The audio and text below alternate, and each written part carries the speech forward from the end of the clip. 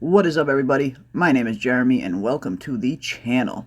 And Halloween is officially here, and with that I thought it would be a fun time to take a look at some of the darker, creepier, scarier places in George R. R. Martin's A Song of Ice and Fire.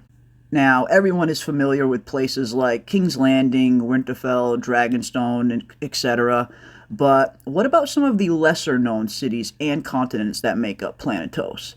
Places where dark magic and human sacrifice are a part of everyday life. Places that worship strange gods and monsters from a long forgotten age. Well, strap in, because that is exactly what we are going to be talking about on today's video as we look at the top 5 scariest places that you do not want to visit in A Song of Ice and Fire. Starting with Ashai by the Shadow. Ashai is a notorious location in Essos that is made up entirely of this mysterious oily black stone that is said to drink in the light, to the point where Ashai almost lives in perpetual darkness. Ashai is a mysterious port city on the southeast coast of Essos where the Ash River meets the Jade Sea, and is on the southernmost part of the peninsula known as the Shadowlands. No magic is forbidden in Ashai, no matter how dark or depraved. It's rumored that spell singers, shadowbinders, pyromancers, blood mages, and practitioners of all kinds study their art openly and without fear of reprisal. There are no children in Ashai as well, and the population is very scarce, no bigger than a decent-sized market town, and at night, about every 1 in 10 buildings show signs of life. But just up the river lies the true terror of Ashai, and that is the Shadowlands and the ruined city of Stygai, aka the Corpse City. It's a place where only shadowbinders like Melesandre dare to even attempt to visit. Stygai is said to be a haunted city. Twisted creatures such as demons and even dragons are said to live in its vicinity.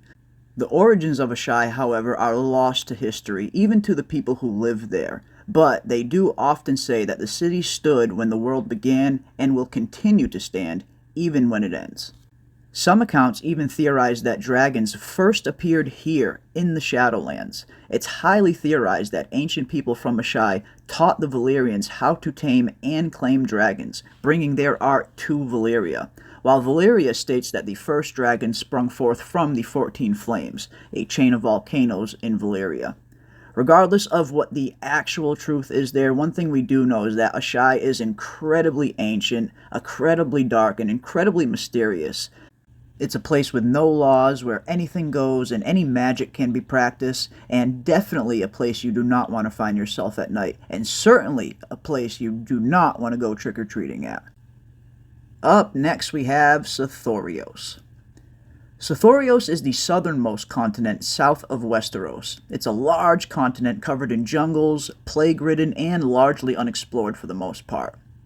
The northern coast has been mapped out a little bit, and the discovery of a few ruined cities have been found, but little is known of them. Off the northern coast lie many small islands, such as the Basilisk Isles and the island of Narth. Sothorios also has its own breed of human-like creatures called the Brindled Men. They have thick skin, often in patterns of brown and white, and are big-boned and massively muscular, with long arms, sloped foreheads, with large, square teeth.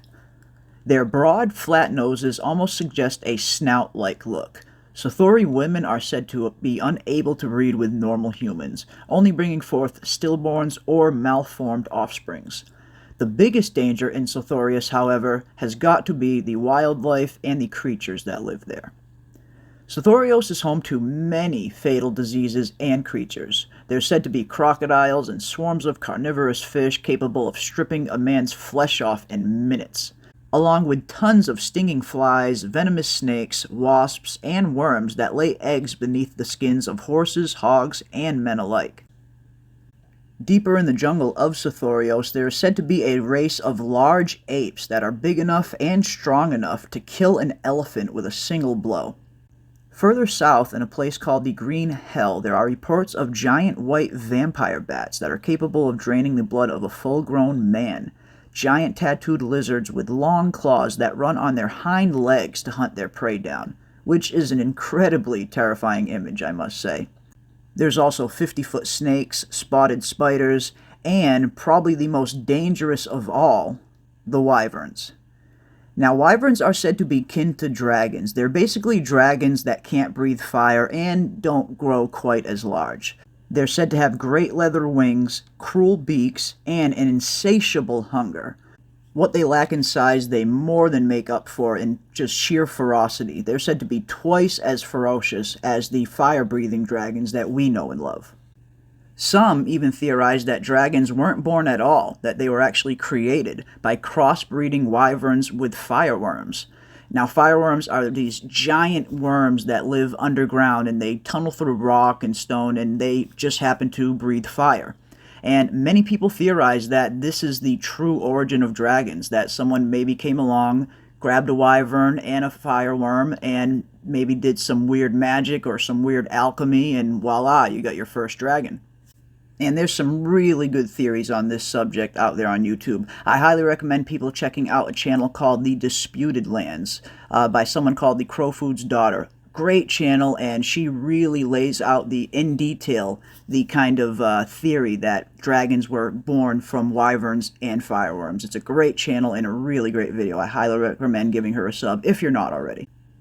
All in all, Southoryos is a massive continent that is still largely unexplored.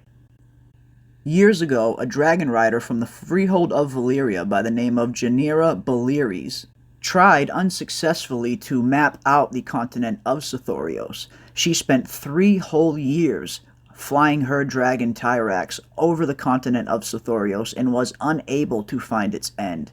Who knows, maybe it even connects all the way to the Lands of Always Winter for all we know. George did, after all, mention that his world is round. But speaking of, up next we have the Lands of Always Winter, the frozen wasteland north of the Wall. Now, the Lands of Always Winter has always been an intriguing place for me and something that I always wanted to learn more about. It is the northernmost part of Westeros. It is a place that is permanently locked in perpetual winter, all year round, and it is widely unexplored as well. Many even believe that this is the true home of the Others and where they first emerged from thousands of years ago during the First Long Night. According to Maester Yandel, the Children of the Forest and the Giants both lived in the Lands of Always Winter during the Dawn Age. But when the Age of Heroes came around and the First Men invaded Westeros, they were forced to flee. Overall, very little is known about the Lands of Always Winter, but one thing we do get in the very first book in George R.R. Martin's series, A Game of Thrones, Brandon Stark has a vision while he is in a coma, where he looks to the far north, deeper north than anyone has looked before, into the heart of winter, and he is terrified by what he sees. And one thing George R.R. Martin did mention is that when Winds of Winter does come out, we will be going further north than we ever have before. So hopefully, maybe we'll get some answers as to what is going on in the Lands of Always Winter, and maybe get some insight into the true origin of the Others. Up next on our Tour of Terror, we visit Gogossos. Gogossos, formerly known as Gorgai, is a ruined city on the island of Tears, the largest of the Basilisk Isles. It sits on the southernmost coast of the island and is facing the continent of Sothorios.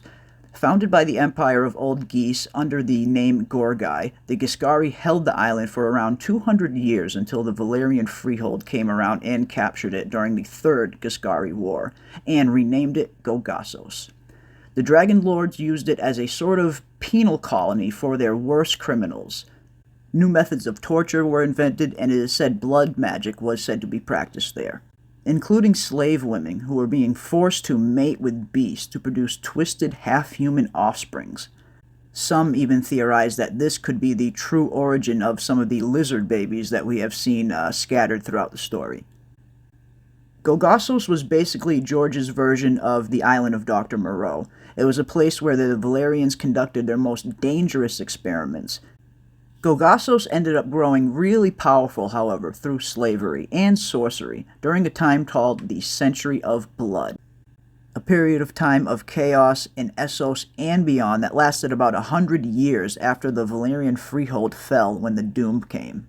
Some even refer to Gogossos as the 10th of the Free Cities. Its slave markets are as notorious as any in Slaver's Bay.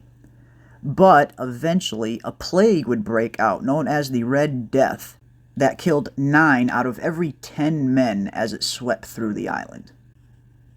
And last, but certainly not least, we have the 5 forts. The 5 forts are 5 massive fortresses along the northeastern boundaries of the Golden Empire of Yiti, between the Bleeding Sea and the Mountains of the Morn. Northeast of the 5 forts is the land of the Shrikes, Kadarth, Bonetown, the Grey Waste, and the Cannibal Sands.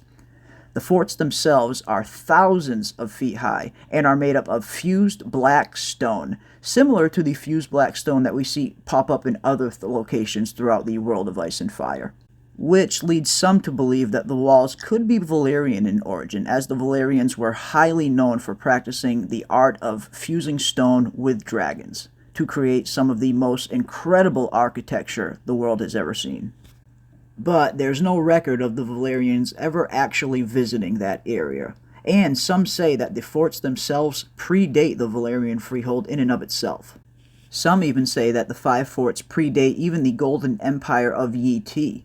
The forts themselves are said to be big enough to house 1,000 men each, and some suggest that they were first built by the Pearl Emperor at the time of the Great Empire of the Dawn to defend the people against the demons sent forth by the Lion of Night, a godlike figure in Yiti's folklore.